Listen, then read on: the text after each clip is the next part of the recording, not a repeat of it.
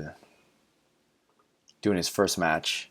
Again, big shout out to those who compete for the first time. It is a big step in it is a big step to take, a big step in your jiu-jitsu journey, and many people never compete. So it's already a victory to step out there onto the mat. This is one of the more exciting matches of the tournament.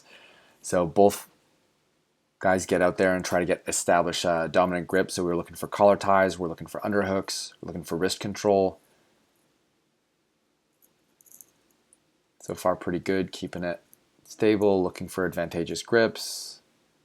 That was a nice look at the back there. So here Azrael does a good job of, here it is. So right now his opponent has both arms on this side of his body. He could try to be a bit more sticky on this arm and go towards where the back is exposed. His opponent pulls his arm back in. Might have been an opportunity for a 2-on-1 there. Okay, now here, what I would have liked was a little bit, so both, you can see the whole match so far, both players have been fairly upright. Now, I know that Azrael has some intentions to move in towards MMA, and so an upright posture makes sense for striking, but in grappling, it leaves you a little bit vulnerable.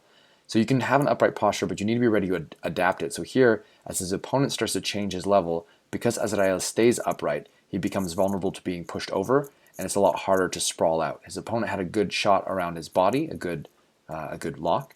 Azrael switches to the head to try to attack the head, and they go back into this grappling. Now here's a moment where the roles have reversed. Now Azrael's body is lower than his opponent. What's his opponent's name? Sasha. Lower than Sasha's body, and because of that, he capitalizes on this beautiful off balancing. So let's just see the sequence into there again. There's a bit of scrambling, pulling on the head, and here he has the underhook, and he cuts around the corner. His opponent's trying to do a trip, but Azrael keeps his hips in close and takes him back, comes on top for a really beautiful kind of cut back takedown. Really nice. Now from here, Azrael would want to get a better position with this arm. His opponent has a shallow underhook, which is not useful yet, but if he can get a deeper underhook his opponent and turn to his side, he can use that to escape. So Azrael's got his 2 points for the takedown. He would next want to improve his arm position here. If he can get the underhook, that's a great option. But sometimes if this person's arm is really sticky or pushing really hard, you won't be able to get the underhook, and then the next best option might be to walk around with the hips to go to a north-south attack point. Let's see what happens here. So he's doing a really good job of staying sticky with his hips, staying close. His opponent is able to re-guard somewhat, and Azrael just keeps going in that same direction. Now, if he could have kept that, he would have marked another 3 points. So that's a guard passing moment, except he needs to stabilize a pin for 3 seconds in order to finish that. So what he should be looking for is with his left arm a crossface, so he can get that chest-to-chest pin. So this arm coming around.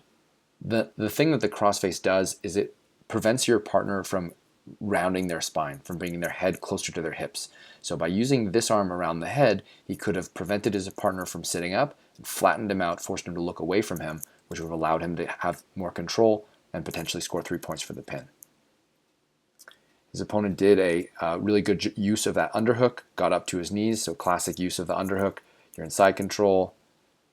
Let's see this. So his left arm goes under the armpit, he gets to his side, he goes to his knees, he grabs the leg, and then he builds up height and uses it for a takedown. So really nice escape from his opponent.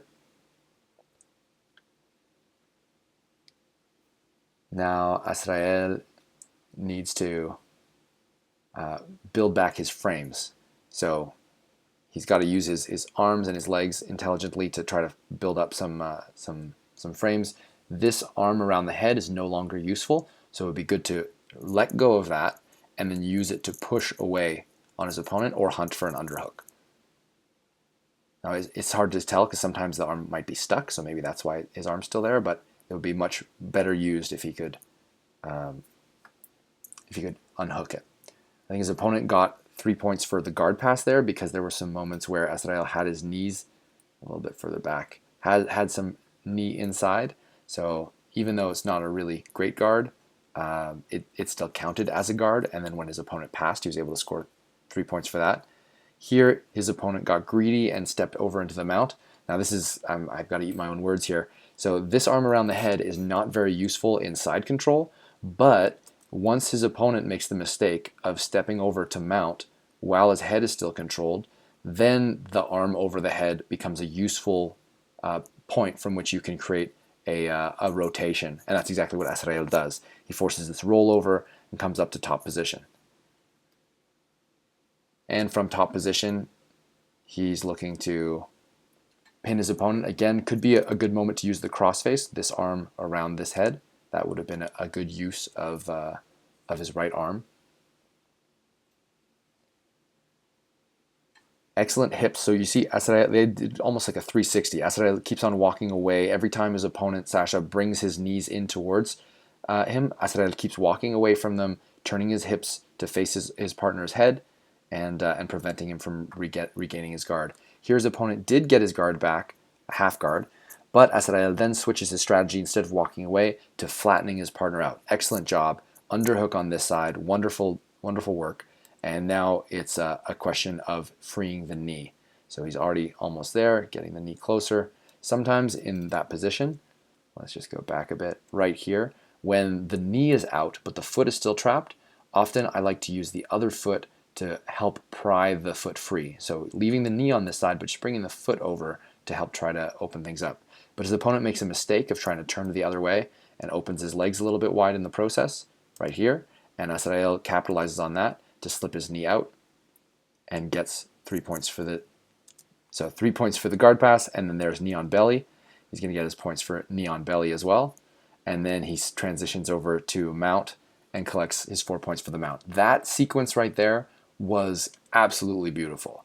That was a 9-point sequence. 3 points for the guard pass, hits the knee on belly position long enough to score his 2 points, and then slides into mount. From here in mount, he's doing a great job of getting the crossface, and I believe he's got an underhook there, and he's just working to get his opponent's elbow higher than his opponent's shoulder. So that's really great work there.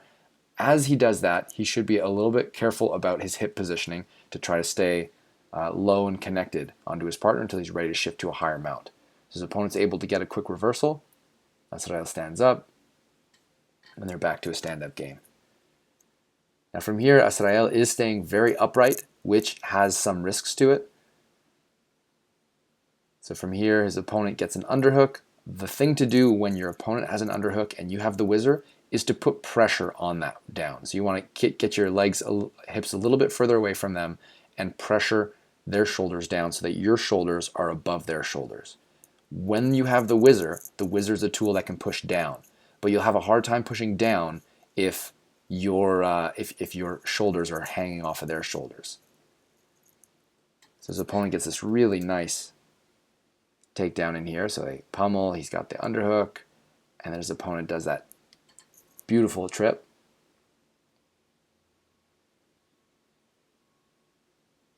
Now Azrael is in the guard, closed guard. If you're in the guard, your thinking is don't let your partner get their posture, don't let your partner get their grips. So he doesn't want his partner's head to come up, so he should be grabbing the head. He was doing a good job of that before, and now his partner has freed his head. You also want to be not letting your partner establish their grips. So their hands probably on your biceps or maybe controlling one wrist. An underutilized tool from the bottom of the guard is off-balancing with the use of the knees. So when your opponent starts to build up base, that's a moment to give a very strong pull with the knees in a way to make them lose their base, force them to post with their hands on the ground, and then you can restart that grip fight battle. Here his opponent is trying to do an arm triangle, but an arm triangle from within the closed guard is nearly impossible because the bottom player can use their legs to relieve the pressure by just squeezing with their knees and pulling their knees away from them.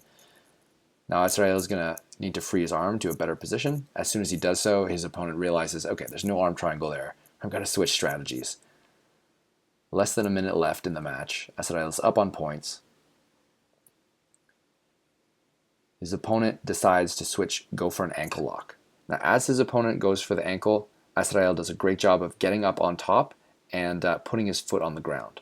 So if your opponent sits back for an ankle lock, one thing that you can do is try to get your foot to the ground and prevent them from going belly down. You can imagine if from here Azrael stayed on the ground and his opponent was able to rotate belly down, that would be a lot of pressure on the ankle and could have finished the submission. But Azrael gets past the knees and gets up.